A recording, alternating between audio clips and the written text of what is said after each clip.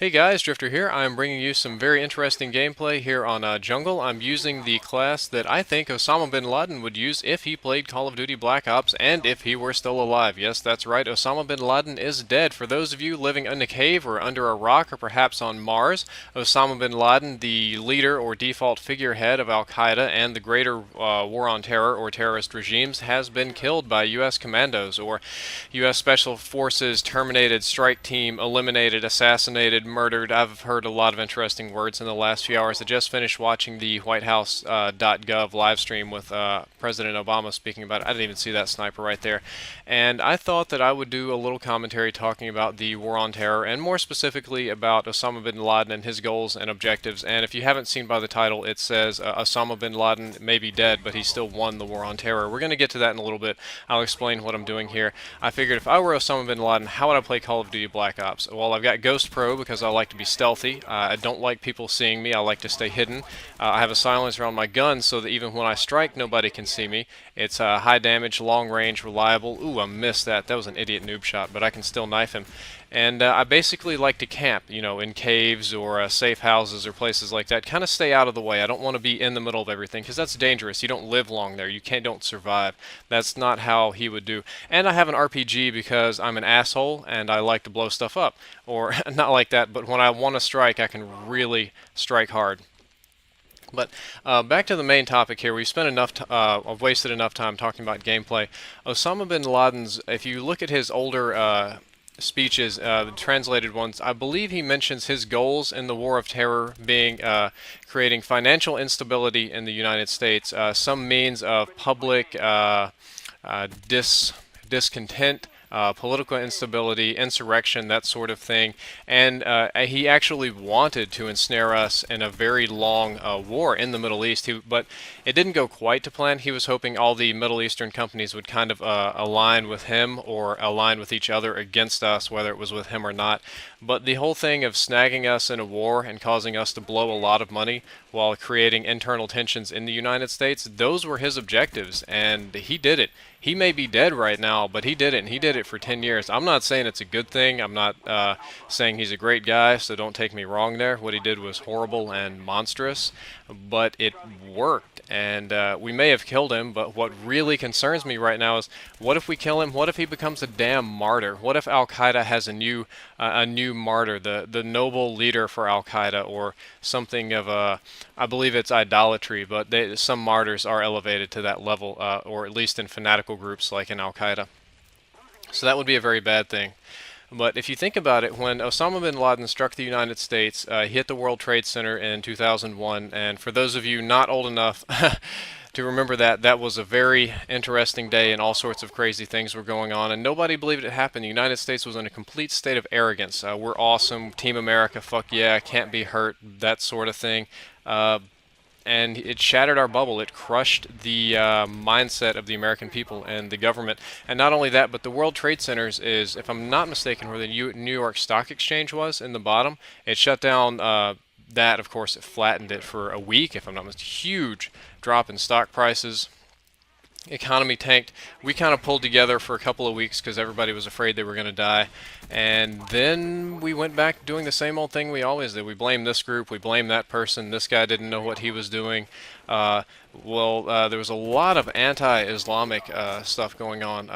Hate these Arabs or even Indians because people couldn't tell the difference. A lot of hate crimes against Arabs and Indians in the United States, which was very bad. I'm sure that Osama predicted that, and I guess he considered that collateral or a further dividing the American people. But if you look at it on a graph, our economy really starts tanking after September 11th, 2001. I mean, that's a big hit, and we go back up a little bit, and then it just really starts tanking. We blew, God, how much money have we spent in Afghanistan and then later Iraq? Definitely, in current dollars, trillions. I don't have the exact figure offhand. I'm watching the gameplay here. But by the time we're done paying for it, paying for all the loans, the equipment, the depreciation, the soldiers, the medical benefits, the lifelong care for the injured and mentally ill soldiers, if it's somewhere well into the trillions. It's almost 1 year of our GDP, if I'm not mistaken. I'm just kind of pulling these numbers out of my ass. Something, the number $10 million, sorry, 10 trillion just jumps up in my head. And that he did. He caused us to blow tons and tons of money, blowing up bridges in other countries when we should have been building them at home, that sort of thing. Just wasting astronomical amounts of money on private contractors and supposedly reconstructing other countries when we're really more probably stripping them of their resources or putting little U.S. friendly governments in place.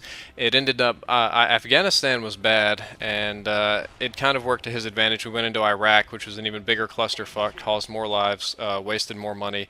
I don't think we really got a lot of benefit from that. Getting a little bit political here, so I guess that's what you have to do when you're talking about a touchy subject like this. But if you think about it, we're still engaged in a worldwide war on terror. We have the Department of Homeland Security now. We have the Patriot Act, which strips us of some of our basic rights. Stronger border protection, lots of weird little crazy laws. The TSA at airports, they're on the lower end of that bad scale. Massive intelligence gathering on U.S. citizens, crazy Islamophobia, extremism on both sides of the political spectrum. It's really screwed up our country since 9/11. I really feel sad for those people that weren't around before that don't know what I'm talking about, because everything has radically changed because of this guy, and it's definitely changed for the worst. It's a very bad thing. And even though he's dead, it's not going to stop. It doesn't end here. The war on terror is going to keep going. I would be speaking too much, words getting tied. It would be amazing if Osama bin Laden is dead, Al Qaeda quits, everybody goes home, no more war on terror, bad guys done. Let's just chill and love each other and be Americans. I really don't think that's going to happen.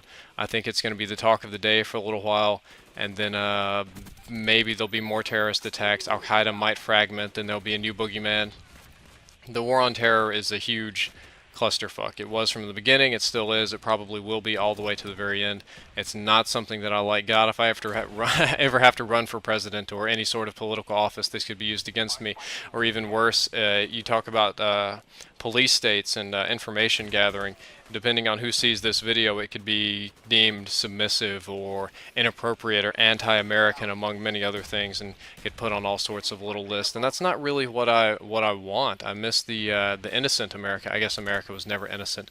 The America where it was okay to have an opinion. If you remember, right after 9/11, when we were getting ready to vote for war, anybody that was not for war, it was a coward, a traitor, weak, booed, attacked. It was really, really awful for people for pacifists around then.